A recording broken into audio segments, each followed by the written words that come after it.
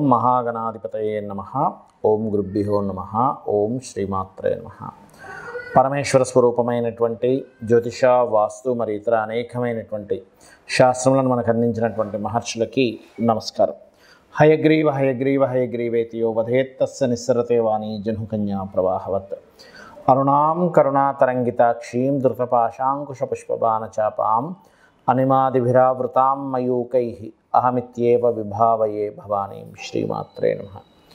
ప్రేక్షకులకి ఆ లలితాంబిక అమ్మవారి యొక్క అనుగ్రహం పరిపూర్ణంగా కలగాలని మనస్ఫూర్తిగా కోరుకుంటూ, మనం ఇప్పుడు చెప్పబోయేటువంటి అంశాలు ఏవైతే ఉన్నాయో అవి చెప్తుంది నేనైనప్పటికీ కూడా చెప్పేసింది సాక్షాత్ లలిత అమ్మవారిగా భావిస్తూ, మనకి చాలామంది నన్ను అడిగినటువంటి ప్రశ్న ఏమిటంటే 2024 చాలా దారుణమైనటువంటి స్థితుల్లోకి వెళ్ళిపోయింది. అదిగాక మనకు క్రోధినామ సంవత్సరం కలిసి రావడం వల్ల ఒకవైపు అంటే జలప్రలయాలు కానివ్వండి, లేనట్లయితే ఉద్యోగ సంబంధించిన విషయంలో విదేశాల్లో ఉండేటువంటి వారికి విదేశీ ఉద్యోగ సంబంధించిన అనేకమైన ఇబ్బందులు కానివ్వండి, గొడవలు కానివ్వండి, ఎంతో గందరగోళ పరిస్థితులు ఏర్పడ్డాయి కదా.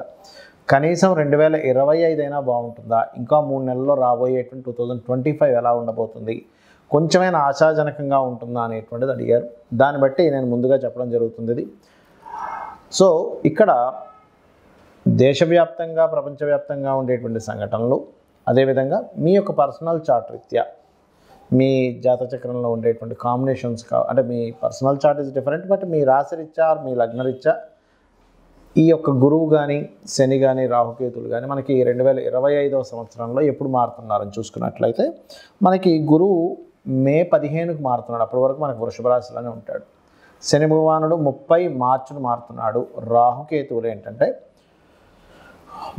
30 మే నుంచి మారుతున్నారు 2025లో. కాబట్టి ఈ గ్రహాలు మారే వరకు ఉండేటువంటి ఫలితాలు, మారిన తర్వాత ఉండేటువంటి ఫలితాలు 2025 సంవత్సరంలో అందరికీ ఎటువంటి ఫలితాలు కలగనున్నాయి, మరియు ఏం చేసుకోవాలి మీరు అనేటువంటి విషయం మనం ఇప్పుడు తెలుసుకుందాం. వృషభ లగ్నము, వృషభ రాశి. వృషభం వారికి ఈ 2025 సంవత్సరంలో ఎప్పుడైతే విశ్వవసు అనేటువంటిది వస్తుందో అక్కడ నుంచి ఇంకా బాగుంటుంది చెప్పాలంటే. కాకపోతే ఈ 2025 సంవత్సరంలో మనం జనవరి నుంచి చాలామంది అడుగుతున్నారు కాబట్టి మనం వసు సంవత్సరం మళ్ళీ చెప్పుకుందాం సపరేట్గా. బట్ ఇక్కడ ఏదైనా గ్రహాలు మారుతున్నాయి అంటే మనకి విశ్వవసు సంవత్సరం వచ్చేదాకా గ్రహాలు మారట్లేదు, మేజర్ ప్లానెట్స్. ఎందుకంటే మనం సంవత్సర ఫలితాలు చెప్పేటప్పుడు ఎప్పుడైనా సరే మేజర్ ప్లానెట్స్ని బేస్ చేసుకుని చెప్తాం. మైనర్ ప్లానెట్స్ అనేటువంటివి అంటే చిన్నవి, ఎవ్రీ మంత్, ఎవ్రీ 25 డేస్కి, ఎవ్రీ 2.5 డేకి మారేటువంటి గ్రహాలు సంవత్సర ఫలితాలకు కాదు.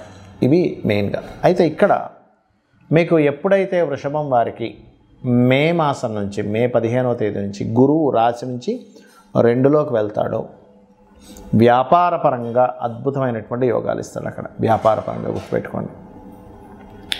అలాగే కొంతవరకు అక్కడ గురువు ఉన్నప్పుడు ఏం జరుగుతుంది అంటే సంతాన సంబంధించినటువంటి విషయాల్లో కొంత స్ట్రెస్ కూడా జరుగుతుంటుంది. ఎందుకంటే ఈ లగ్నానికి కాస్త పాపి కదా, కానీ వ్యాపారపరంగా మాత్రం లాభాధిపతి 2లో ఉన్నందుకు వ్యాపార లాభాలు మాత్రం ఇస్తాడు అక్కడ, అందులో ఎటువంటి సందేహం లేదు. కొంచెం సంతాన విషయంలో కొంత స్ట్రెస్ ఇస్తూ ఉంటాడు. ఆ స్ట్రెస్ పోవాలంటే కూడా కాస్త నేతితో గురుగ్రహం దగ్గర దీపారాధన చేయండి. అలాగే మీకు ఈ యొక్క సంవత్సరం మార్చి 30వ తేదీ నుంచి శని లాభంలోకి వస్తున్నాడు, దశమం నుంచి లాభంలోకి వస్తున్నాడు. దానివల్ల 2025 సంవత్సరంలో మీకు కలిగేటువంటి మార్చి ఎండింగ్ నుంచి కలిగే గొప్ప ఫలితాలు ఏమిటి అంటే శని దశమ స్థానాన్ని వదిలేసి లాభంలోకి వస్తున్నాడు. అంటే దశమం అంటే వృత్తి స్థానం. వృత్తిలో ఉన్నటువంటి స్ట్రెస్ చాలా మటుకు తగ్గుతుంది, గుర్తుపెట్టుకోండి. చాలా అంటే చాలా మటుకు తగ్గిస్తాడు అక్కడ. అంత గతంతో పోల్చుకుంటే చాలా హాయిగా ఉందండి, ఇప్పుడు నేను ఓన్గా ఏదైనా చేసుకోగలుగుతున్నాను, ఇటువంటి అనుభవాలు మీరు పొందుతారు లాభంలో శని ఉన్నప్పుడు. అయితే ఇది మీ పర్సనల్ చార్ట్లో ఉండే గ్రహాలను బట్టి కూడా కొంత ఎఫెక్ట్లో మార్పులు వస్తాయి, బట్ జనరల్గా జరిగే అంశం మాత్రం ఇది. మరి 4లో కేతు సంచారము 30 మే నుంచి, అదేవిధంగా దశమంలో రాహు సంచారం. దశమ రాహు సంచారం విదేశీ ఉద్యోగ యోగాలను ఇస్తుంది.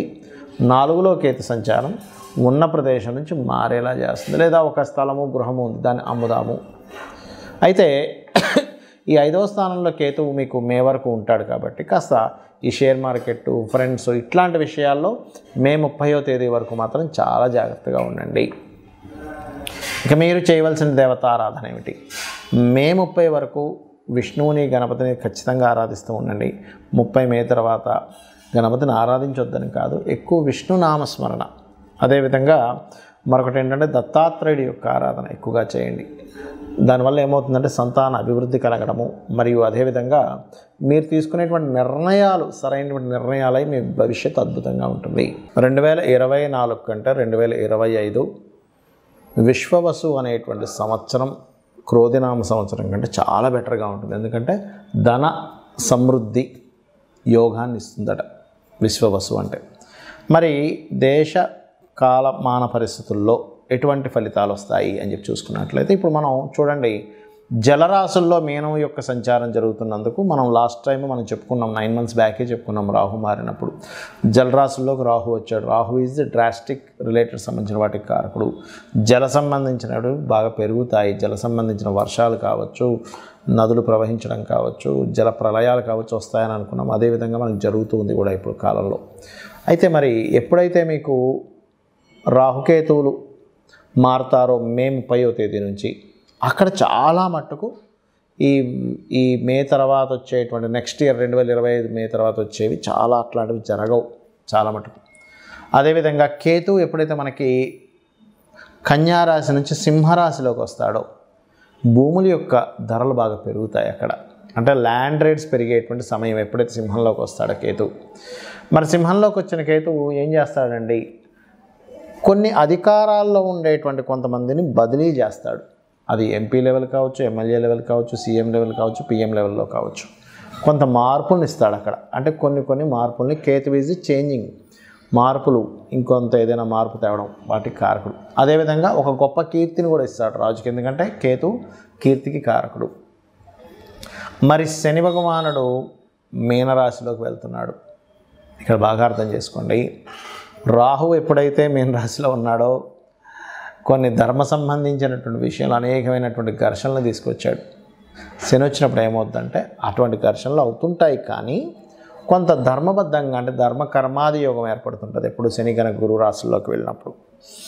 కొన్ని ధర్మ సంబంధించినటువంటి విషయాల్లో రాహు ఎందుకంటే శనివత్ రాహు కుజవత్ కేతు అంటూ ఉంటారు. రాహు ఎటువంటి ఫలితాలను ఇస్తూ వచ్చాడో ఈ శని మీనరాశిలో ఉన్నప్పుడు ఏంటంటే ఎక్కువగా అంటే వర్షాలు పడవు, కానీ కొంచెం ఎక్కువగా ఎండ తక్కువగా ఉండడం, ఆ 2.5 సంవత్సరాలకు అసలు మబ్బు బట్టి ఎక్కువగా ఉండడం, ఇట్లాంటివి కూడా కొంత జరుగుతూ ఉంటాయి. అంటే చల్లదనం, కోల్డ్నెస్ పెరుగుతూ ఉంటుంది. ఎందుకంటే జలరాశుల్లోకి వెళ్ళిన శని కదా, కోల్డ్నెస్ మీకు కొన్ని దేశాలు మంచు ఎక్కువ పట్టడం కానీ, అదేవిధంగా ఎండాకాలం ఎందుకని ఎండ అంతగా ఎక్కువ కనిపించట్లేదు ఏంటి అనుకోవడం కానీ, ఇట్లాంటివి ఎక్కువ జరుగుతూ ఉంటాయి.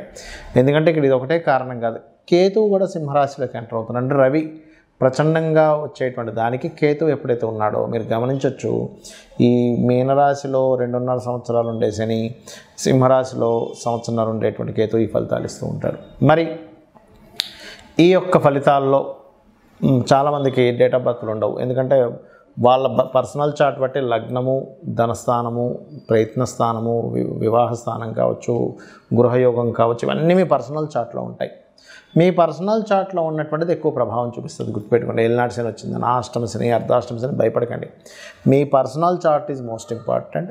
మరి పర్సనల్ చార్ట్ కూడా తెలియని వారు ఏం చేసుకోవాలి? ఈ 2025 సంవత్సరం అన్ని విధాలా బాగుండాలంటే మీరు ఆరాధన చేసుకోవడం, గణపతి యొక్క ఆరాధన చేసుకోండి. ఎక్కువగా గణపతిని ఎక్కువగా ఆరాధించండి.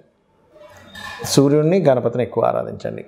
సేవలు, ఎందుకంటే 12వ స్థానంలో శని వెళ్ళి గురు రాశిలో న్యాచురల్ 12th హౌస్లో ఉన్నాడు కాబట్టి మీకు దగ్గరలో ఉండే ఆలయాల్లో నూనెని దానంగా ఇస్తూ ఉండండి. నూనెని లేదా బెల్లంతో చేసిన పదార్థాన్ని ప్రసాదంగా ఇస్తూ ఉండండి. అలాగే మరొకటి ఏంటంటే మీరు ఏ బిజినెస్లు చేస్తున్నా కాస్త టెక్నాలజీతో కనెక్టివిటీ ఉండేలాగా మీరు ప్రయత్నం చేయండి. బాగా గ్రోత్ ఉంటుంది. ఎందుకంటే రాహు 11లో న్యాచురల్ 11th హౌస్లో సంచరించేటువంటి సమయము కాబట్టి ఇవి చేయండి, ఖచ్చితంగా మీకు బాగుంటుంది.